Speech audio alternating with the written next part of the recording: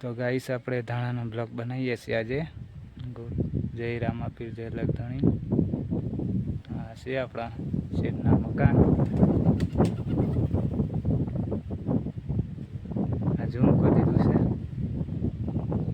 પાણી હાલે છે ગાઈસ. તો બાકી તમે જોઈ શકો છો આપણા બ્લોકમાં આવું હે કંઈક છે એમને.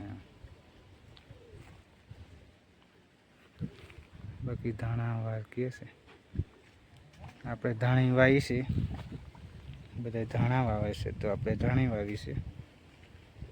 ધાણીમાં ફૂલ બહુ આવ્યા છે. એ તો બધું ઠીક. જુઓ તમને બતાવી દઉં.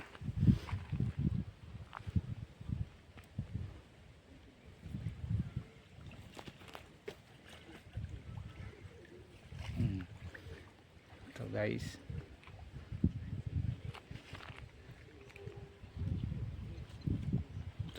છે વાવલીના આમાં વંડો છે અહીંયા.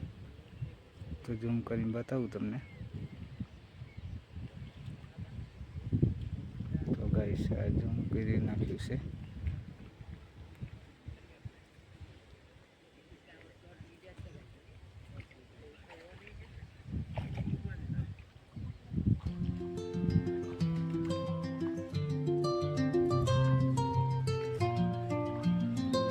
બાકી વાદળનો નજારો છે. મકાન છે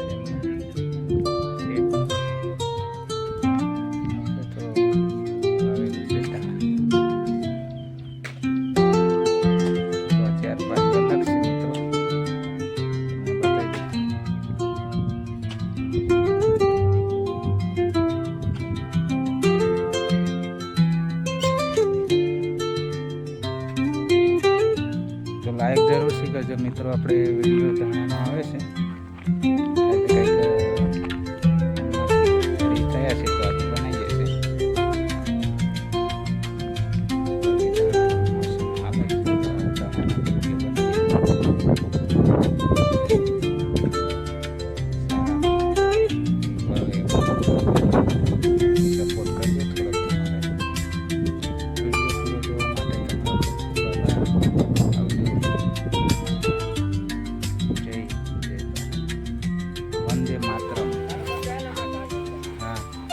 હેલો ગાઈસ, તો આપણે હવે મકાન બતાવીએ છીએ. વિડીયોમાં બન્યા રહેજો કન્ટિન્યુ.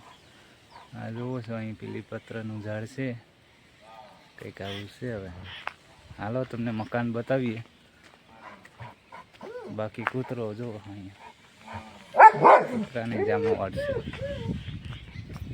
બાકી આ મકાન છે.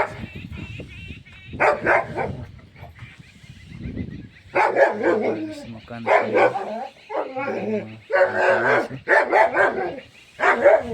જરા કંઈક સારો લાગે તો ગાય સાહેબ ફૂલ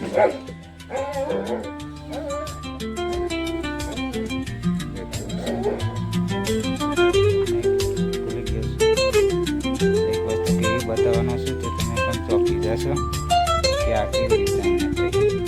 તો આ ઝાડ હાલો તમને એ વસ્તુ બતાવું છું. વિડીયોમાં બને કઈ વસ્તુ કેવી છે આ વાત કરશો.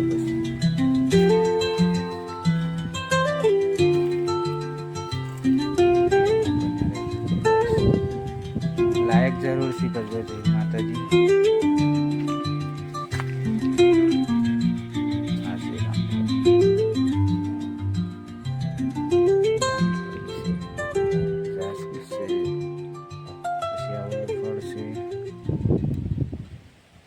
જાંબુ છે આ મોટા સાઈડના.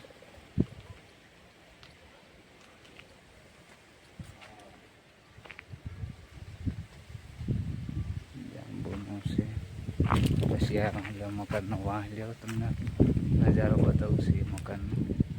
એ લોકો રહેશે.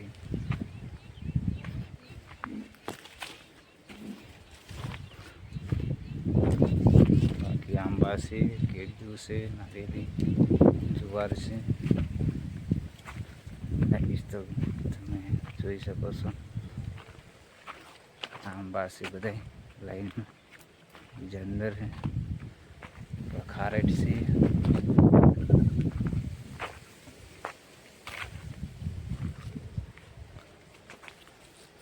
ખારેટ તો એમ છે.